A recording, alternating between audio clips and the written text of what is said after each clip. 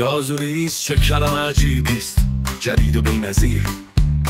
کی فکر میکرد که همه ما را تحت تأثیر قرار میدهد؟ این در هوا معلق است مانند روحی که قابل مشاهده نیست، اما زمین در حال گرم شدن است. این شوخی نیست، این جدی است. هی بچه ها، آیا در مورد شنیداید گازوئیز در کتاب ها نیست؟ آیا این ناعدالتی نیست؟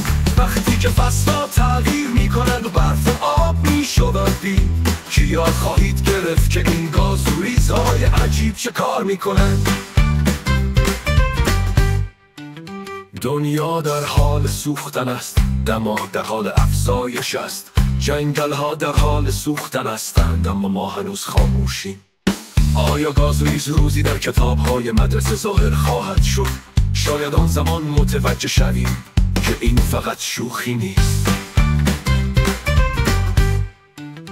گازوئیز یا شاید یک لیمو، طعمش چیست؟ ترش و تند، مانند طعم تند و ترش لیمو که شما را تکان میدهد. وقتی که بالاخره متوجه شدیم که پشت آن چیزی بزرگ وجود دارد. هی بچه ها، آیا در مورد شنیداید گازوئیز در کتاب ها نیست؟ آیا این ناعدالتی نیست؟ وقتی که فصل‌ها تغییر میکنند و برف آب میشود کی یاد خواهید گرفت که این گازوئیزهای عجیب چه کار میکنند؟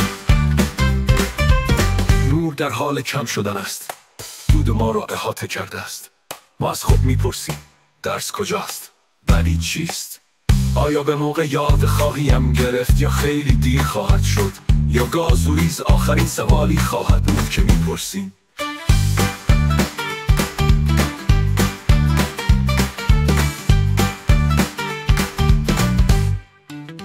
دنیا در حال چرخش است، زمان به سرعت میگذرد. ما منتظر روزی هستیم که گازوئیز جای خود را پیدا کنند.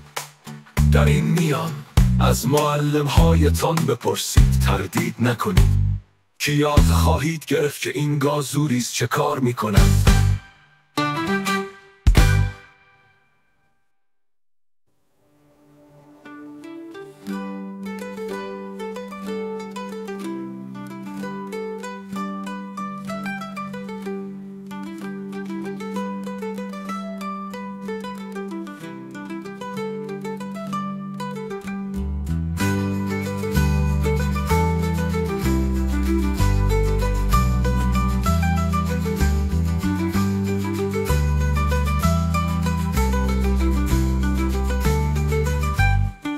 نور در حال چرخش است، زمان به سرعت میگذرد.